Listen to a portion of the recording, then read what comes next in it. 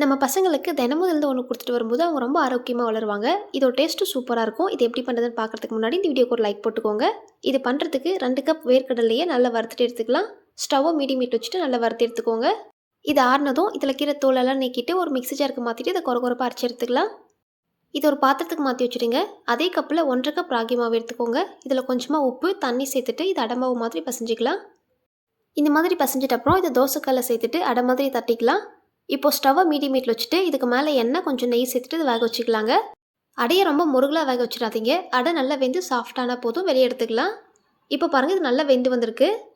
இது ஆறுனதும் சின்ன சின்ன பீஸாக பிச்சுட்டு மிக்ஸி ஜாருக்கு மாற்றிட்டு நைஸாக அரைச்சி எடுத்துக்கோங்க. இதை வேர்க்கடலை பொடியோட சேர்த்துக்கோங்க. இதுக்கு தேவையான வெல்லம் சேர்த்துக்கலாம். நான் 1 1/2 கப் வெல்லம் சேர்த்துருக்கேன். வெல்லத்தை சேர்க்கும் போது துருவிட்டு சேர்த்துக்கோங்க. இது கூடவே ஏலக்காய் பொடி சேர்த்துட்டு நல்லா மிக்ஸ் பண்ணி விட்டுக்கலாம்.